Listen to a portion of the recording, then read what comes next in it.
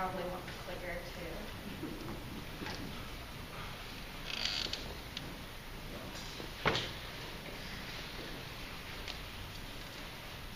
Okay, so I'm with Puget Creek Restoration Society. So does anyone know what Puget Creek is, or have you heard anything about it at all? Yeah. Okay. So here's a little map about Tacoma here, and you can see this curved area of green space there. That's actually the Puget Gulch. So what our organization does is we're trying to restore the Puget Creek natural area there, and that's our main focus. Although we do some other work with some other creek surrounding areas. And so here's a map of the Puget Creek natural area here. So you can see the trail that goes through it is in red. And then, okay, I see. And then the stream is alongside it in blue. So it's actually a spring-fed stream that starts at the base of the hill and goes all the way into Commencement Bay. So it travels under Ruston Way with a fish ladder there that provides salmon access into the creek. And this is what it looked like 100 years ago. So back in the early 1900s, there were sawmills along Ruston Way, and so this was the one that was right at the mouth of Puget Creek. So they would actually dam up the creek to float their logs up to their building, and they cut down most of the evergreen trees, and so that really left the gulch in a lot of disrepair, and people would just dump their trash into it over time, and invasive species kind of crept in. And so, let's see. We started as a group of neighbors back in the 1990s, just going in and picking up trash and pulling ivy, and then it eventually developed into the Puget Creek Restoration Society as a nonprofit in 2000. And so one of our big goals is to restore this habitat. And so we do that by removing invasive species like ivy and blackberries. Ivy is probably the biggest problem we've dealt with as far as invasive species in the Puget Gulch. And so you can see here they can actually climb up the trees, and they tend to take over the habitat and not really allow anything else to grow. And they can take all the nutrients from these trees, and eventually they will die. So here you can see we're removing some invasive ivy here. And that's some of the tons of invasive materials that we've taken out. And in their place, we plant a lot of native species of plants. So here we have some cedar and evergreen huckleberry. And so these plants, they work well with each other, and yeah, they're good for the habitat and the wildlife that lives in the area. And so for each area that we remove the invasive species, we kind of break it up into planting sites and look at the habitat conditions to determine which plants would be best for planting in that area. And yeah, stormwater pollution is also a big issue in the Puget Sound here. So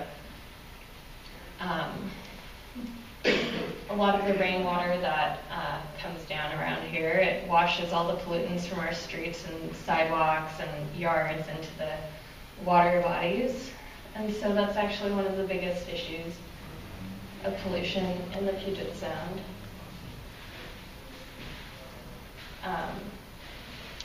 Yeah, so some ways you can help out are to pick up your pet poop, not use too many fertilizers or herbicides in your yard. Don't really wash your car in your driveway, because then all the soap will go down the storm drains. And the storm drains don't get filtered at all, they just go directly into our bodies of water. And so it brings whatever it picks up with it in there, and use alternative methods of transportation. Keep your cars properly maintained and don't allow them to leak all over the streets. And planting native evergreen trees and shrubs will also help with filtering those polluted waters. So some of the ways that we determine how our projects are going is by monitoring the areas that we plant in and also looking at the different species that we can find in those areas. So we do wildlife surveys.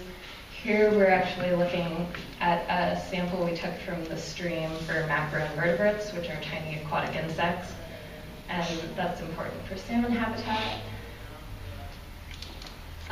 Here we're surveying for an invasive species of green crab on the beach at the mouth of Puget Creek.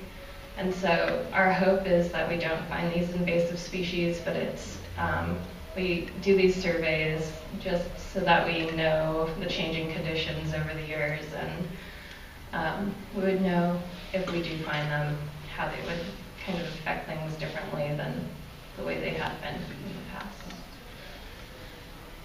And then another project we're working on is installing the Puget Creek boardwalk. So we're just finalizing some permits, and construction should begin on that soon, towards the end of the year here.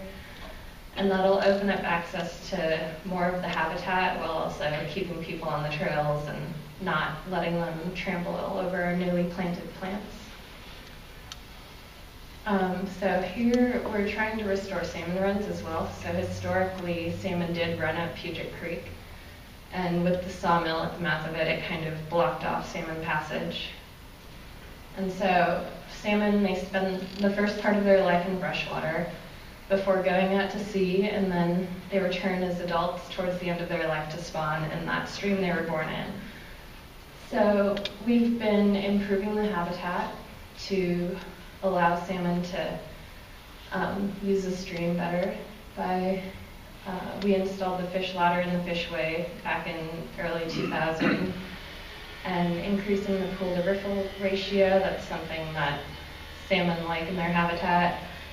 Having lots of woody debris and an off-channel pond for them to grow larger in, and also monitoring the water quality of the stream.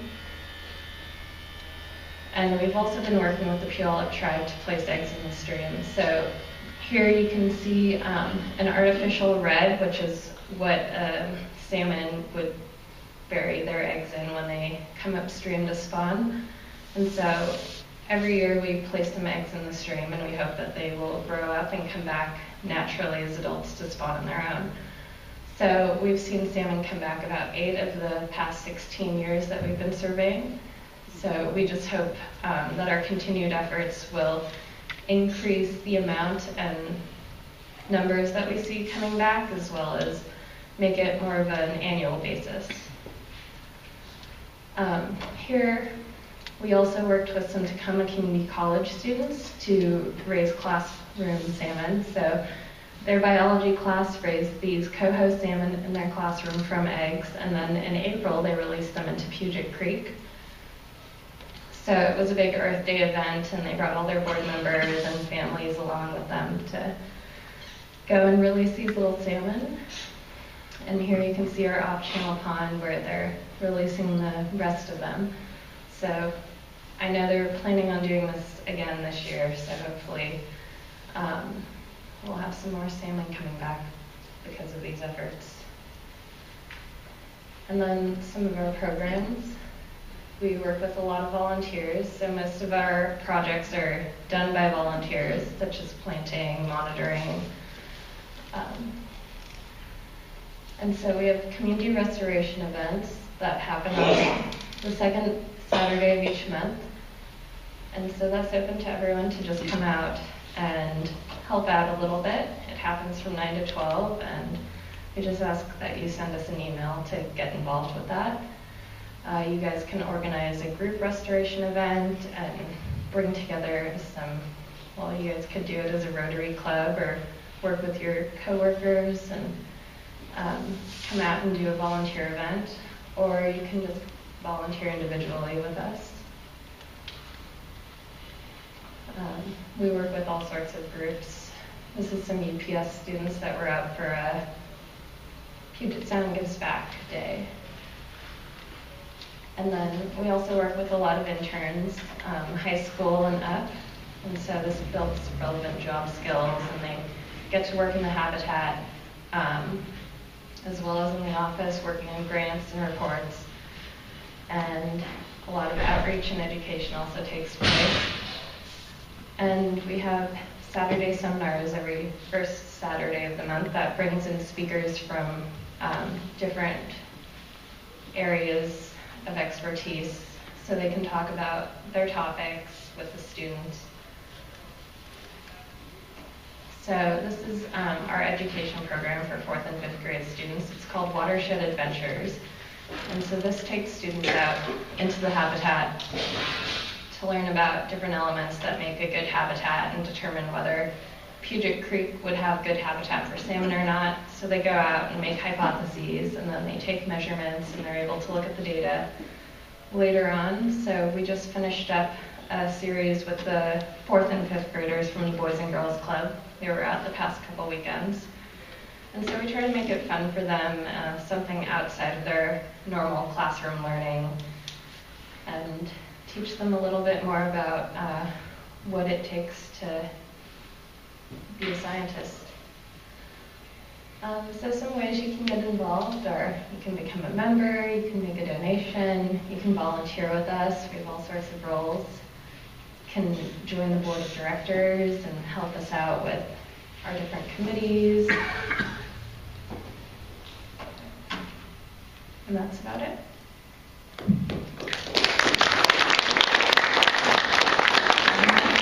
We have time for questions. Okay. Yeah. As the creek originates in the basin there, how many homes are within the basin that directly run off or impacts the stream? And do you do any additional educational marketing? Well, we do outreach to the homes in the neighborhood. I'm not sure how many specifically there are, but I know there are quite a few homes that surround the gulch there. And we've also worked with the private landowners that own about 25% of the upper gulch there. So we've been restoring their land as well as the public land.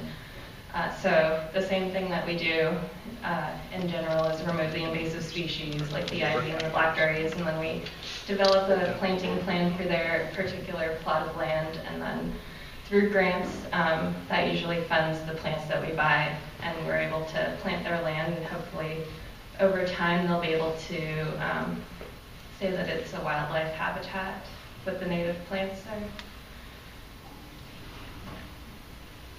Given the history of the area, have you found any amazing artifacts when you're out working or digging around? Well, we usually find a lot of trash, and with that comes some really interesting glass bottles that we find. Other than that, we find a lot of things that people lose in the gulch, just traversing through the hillsides, and that we come across a lot of things down there. I'm not sure if we've come across anything of historical value or anything like that. I know there's a ton of water that comes out of natural springs in that area, but there used to be a lot more water due to, well, there was a lot more water that was going through the Tacoma City water department, put a bunch of sewer lines in their pipes to channel the water out. I know that the main founder of the Creek Restoration Study, the guy with the beard, he was trying to see about getting the city to open those up to get the regular water flow back into the channel, which made it, bigger, deeper, faster, better for the salmon. How is that coming? Has he made any more progress on that? Because I know that was a real contentious issue for him. I haven't heard too much about that recently. I don't really know. Okay. Yeah. Yeah, my question was kind of parallel. We had a very dry summer, and of course, now that fall's here, things have changed dramatically. But how's the water flow, a week ago or so when we have had so little rain? Well, I know our plants that we planted in the spring were a little crispy this summer because they didn't get quite as watered as we would have liked. But I think the creek has been okay. I don't really know how it's changed too much this summer.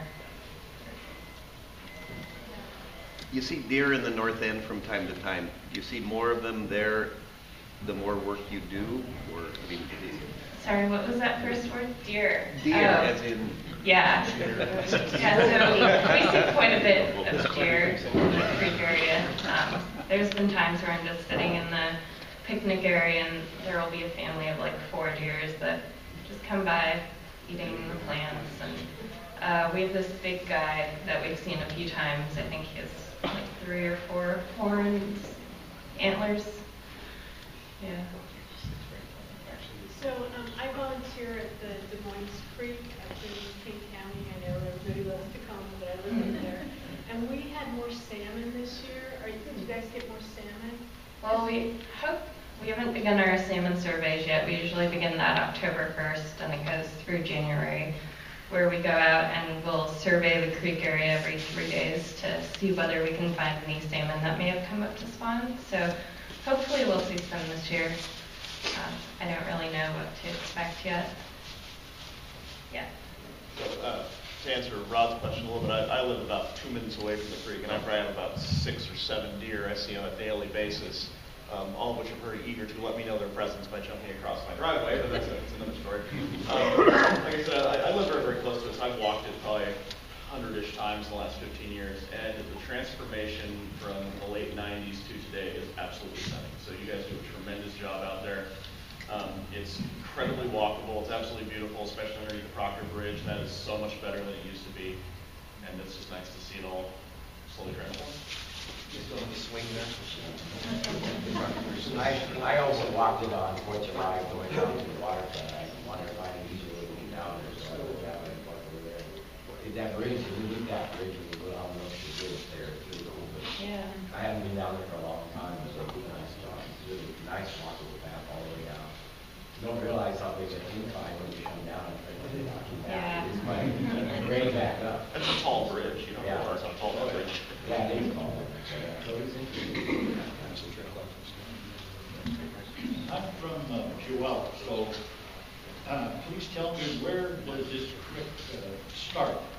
So it starts in the Puget Creek natural area here, right at the base of the hill. It's spring fed. So it just bubbles up from the hillside. Probably down by like between Katy Downs. Yeah, and then it comes out into Commencement Bay between Katy Downs and CI Shenanigans.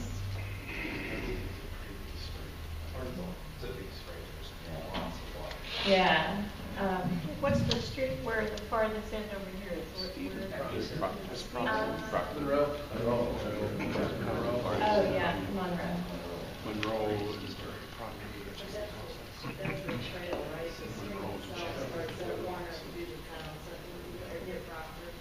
The stream starts right at the blue line there. So what street is that? It starts the trail, I think he's where Okay, he started. so, Starts a trail along the Proctor. There's a Proctor, there's a trail that starts at Proctor. yeah, so at 31st and Proctor, there's a park up there. And the trail starts just up there, or you could take it from Monroe and that little neighborhood up there, or start at the bottom and walk uphill. Thank you. Yeah. So I work for Metro Parks, and, Uh-huh.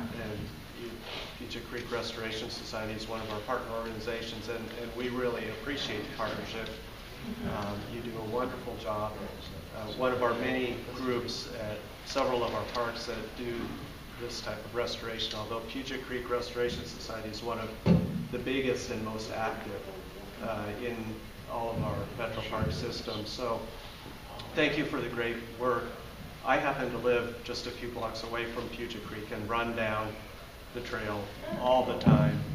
And it's just a wonderful gem of a little natural area in Tacoma. If you haven't been there, I encourage you. You can access it either from the bottom, and walk up the creek from Ruston Way. That's Lawrence is the street right between Shenanigans and Katy Downs there. Really easy access, or from the top on Proctor at the little Puget Park, and there's a little switchback trail that goes down. And it's just a really neat walk and natural area. When you're down in the bottom of the gulch, it's like you're in a different world. You're not even in a city, in a town. And a lot of, besides deer, there's a ton of wildlife that I've seen down there. All kinds, owls and hawks and fox and lots of raccoons. Yeah, there was a bear actually went through there a couple weeks ago. Hung out in Puget, in Point Defiance for a little while, and then made its way to Tacoma. But anyway, thank you very much for the work you do. That's always nice to hear. Yeah. Lived in Tacoma 15 years, and I'm embarrassed to say I haven't been on the trail. During the evening, is it lit or is it safe? Well, it's pretty much just gravel trail that goes through there, so no lighting or anything. I'm not sure. I haven't actually walked it at night, so I don't know. Yeah. Yeah. What's the actual length? I mean, it's a block, mile wide, from starting at Crawford to ending down in Shenanigans. That's a good question. It's about a half mile. Half mile? Okay. Yeah. Yeah. So what's the total acreage of the Puget Creek area then? I think it's 66 acres. Okay. And so last I heard we restored about 16 of those acres so far. Is there a goal going forward then of restoration per year? I don't know specifically, but I know the goal is to continue the restoration. Okay. Thank you so much.